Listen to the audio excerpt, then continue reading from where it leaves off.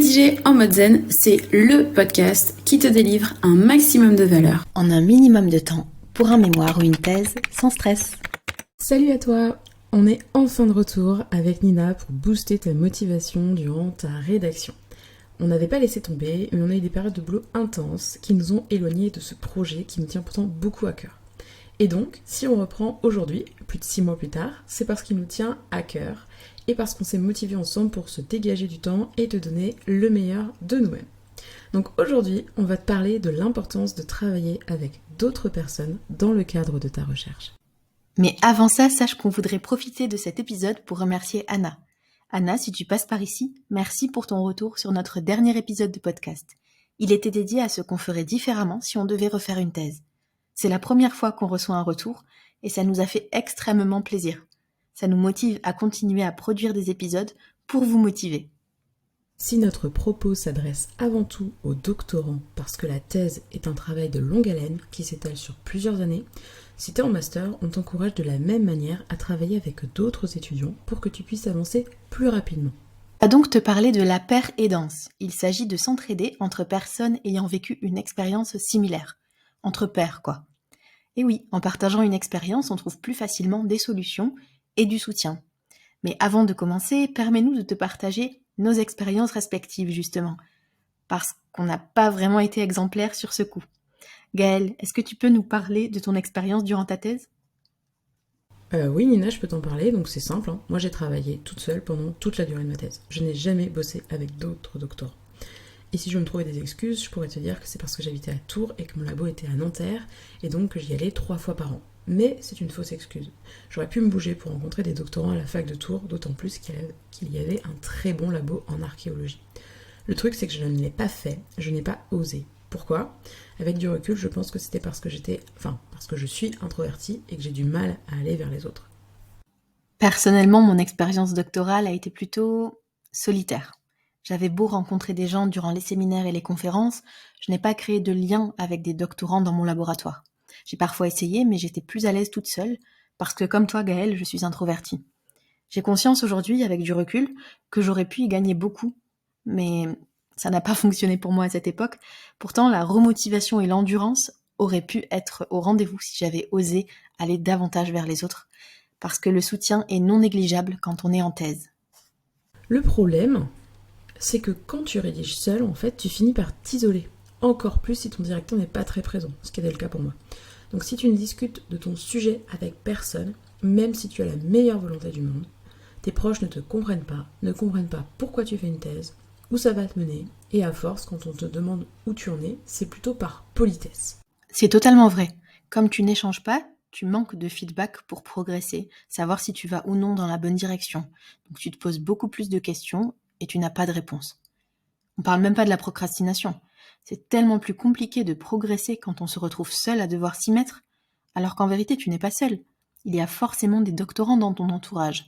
Et s'il n'y en a pas, il y en a en ligne. Perso, je me suis sentie plus à l'aise avec les étudiantes américaines rencontrées lors d'un séminaire, plutôt qu'avec les françaises que je côtoyais depuis quelques années. Donc si c'est ton cas, pas de panique, il y a forcément des gens qui te ressemblent sur le globe et tu pourras facilement les trouver ou les retrouver sur les réseaux, en attendant de les rencontrer en vrai. En réalité, rien ne t'oblige à t'ouvrir aux autres. Mais l'effet de groupe peut apporter une énergie nouvelle. Tu peux par exemple te faire des sessions de travail collectives. Moi j'accompagne une étudiante qui doit rendre une thèse de médecine et elle a tellement du mal à s'y mettre qu'en fait elle va squatter des jours entiers chez des potes qui ont aussi un mémoire ou une thèse à rendre pour pouvoir se motiver à écrire. Et en fait je trouve ça génial parce qu'elle a tout à fait compris son mode de fonctionnement et elle a mis des choses en place pour hacker son cerveau. Et donc finalement ça lui permet de combattre sa procrastination.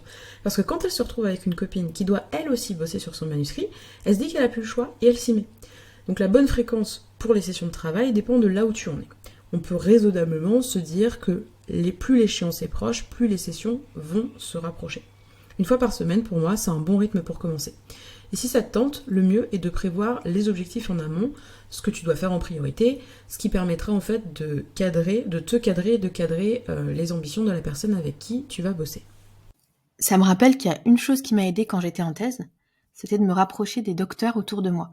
Ils m'ont aidé à dépasser certaines peurs en me partageant leur vision. D'autres m'ont offert des documents en méthodologie pour m'aider à avancer. Et De simples discussions avec des personnes qui étaient déjà passées par là ont vraiment changé certaines périodes de ma thèse, de rédaction de thèse et de mon doctorat. Et si ça a pu arriver, c'est justement parce que j'ai initié un dialogue. Donc n'hésite pas à discuter avec les gens dans ton labo, dans les couloirs, à la BU, peu importe. L'ouverture aux autres offre parfois de magnifiques pépites, même si ça peut être difficile au début. Et aussi, pour créer une collaboration efficace, tu peux créer une tribu de doctorants si tu te sens en confiance. Ça peut être un groupe de 3, 4, 5 doctorants. Tu peux aussi faire ça à 2, mais si vous êtes un peu plus nombreux et que l'un de vous a un empêchement, ce sera plus simple de vous organiser pour maintenir des sessions de travail. Avec eux, tu pourras communiquer, planifier des réunions, travailler des points particuliers, lancer des échanges, et pourquoi pas faire ça en ligne si vos emplois du temps sont trop chargés par moment. Et oui, tu n'as plus aucune excuse, tu l'auras compris. Donc, bien que ça puisse être impressionnant au début, l'organisation et la planification en groupe vont t'aider à travailler, mais aussi à impulser une nouvelle dynamique autour d'un calendrier commun, de fichiers partagés, de to-do list collectives, etc. Si ça t'intéresse, il existe des outils faciles d'utilisation pour ça. Notion, Slack, Discord sont des exemples. Après, si tu as quand même peur d'aller vers les autres, tu peux te programmer toutes les semaines des sessions de travail à la bibliothèque. Parce que le fait de voir d'autres étudiants travailler va te permettre de te mettre dans une bonne dynamique de travail. Il y a des étudiants qui sont peu efficaces quand ils bossent de chez eux, alors qu'en bibliothèque, t'as pas vraiment le choix. Encore plus si tu payes un abonnement pour y aller. Et là, je sais de quoi je parle, puisque j'ai un doctorant qui fait ça, là il doit rendre son manuscrit dans quelques jours, et du coup il avait décidé le dernier mois d'aller en bibliothèque tous les jours. Donc finalement, le principe de l'abonnement ou de payer, en fait, c'est un peu comme quand tu prends un abonnement pour une salle de sport. Normalement, ça te pousse à rentabiliser ton investissement. Et donc, ça me permet de faire un lien avec les terrasses d'été que propose Estefania, qui accompagne les doctorants à boucler leur thèse et qui t'en parle dans cet épisode. Les terrasses d'été est une réponse possible à toutes les pistes que vous avez données jusqu'à maintenant. Le concept des terrasses d'été est sorti de ma petite tête qui est allée revisiter tous les recoins de mon expérience de thèse et d'accompagnatrice de doctorantes et doctorants et qui a condensé tout ce qui marche du tonnerre quand tu es en thèse. Le collectif, l'échange, un cadre safe et le collet serré. Je vous explique tout. Donc avant, juste une info importante. Pendant ma thèse, je suis très vite passée à du collectif. Donc des journées de rédaction, des retraites de rédaction en groupe ou avec ma meilleure amie. J'ai fait du présentiel et du distanciel sur Skype. Bref, ça a sauvé ma thèse et ça a sauvé aussi ma santé mentale. Ne pas rester seul est à mon sens la clé pour mieux avancer. Alors, on en vient aux terrasses d'été. Une terrasse d'été, ce n'est pas les cocotiers et les mojitos, la crème solaire et les tongs, le farniente. Ça, c'est éventuellement la carotte après l'expérience de la terrasse d'été. Une terrasse d'été, c'est un petit groupe de doctorants qui veulent avancer. Tout se passe en visio. C'est une semaine de soutien continu.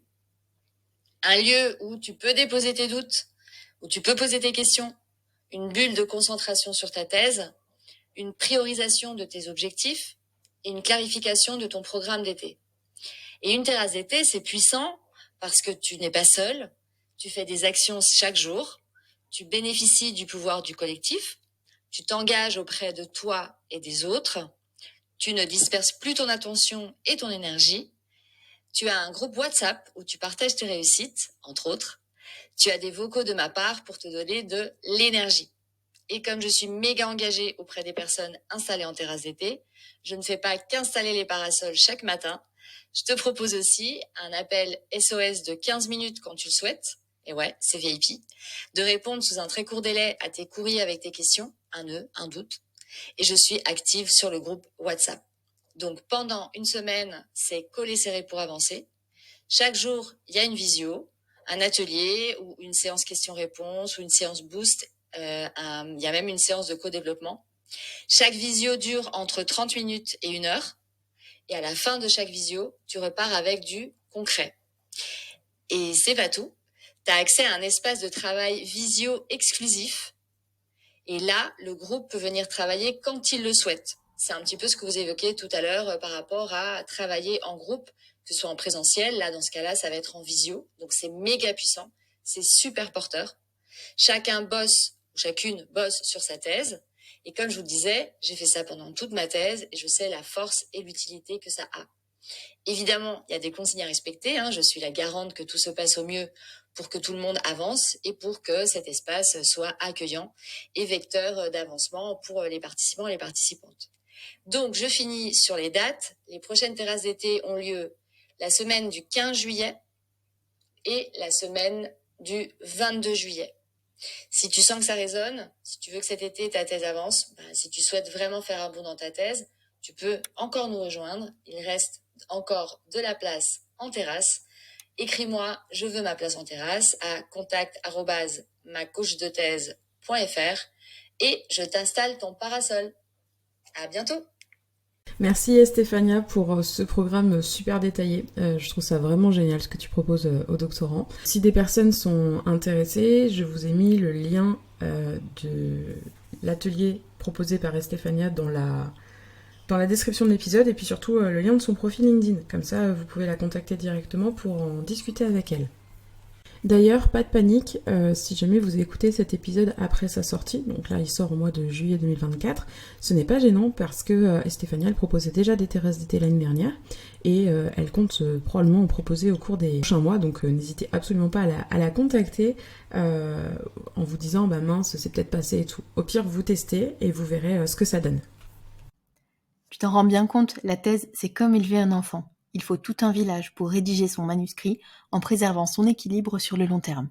Rester isolé durant ces années de recherche et de rédaction finira par être délétère, car même si tu t'en sors, tu auras besoin d'un réseau une fois ton diplôme en poche. Tu as donc tout à gagner à nouer des liens avec des personnes géniales et brillantes autour de toi. À plusieurs, vous construirez le monde de demain. Et une fois docteur, vous pourrez encourager les plus jeunes. En parlant d'encouragement, dans notre prochain épisode, on t'expliquera les pour et contre liés au fait de s'inscrire ou non en thèse. Reste à l'écoute, ça pourrait te servir. À la prochaine. Si cet épisode t'a plu, n'hésite pas à le partager à une personne de ton entourage. Tu peux aussi nous laisser un avis sur ta plateforme d'écoute préférée. Merci beaucoup. On te souhaite une belle rédaction, la plus zen possible.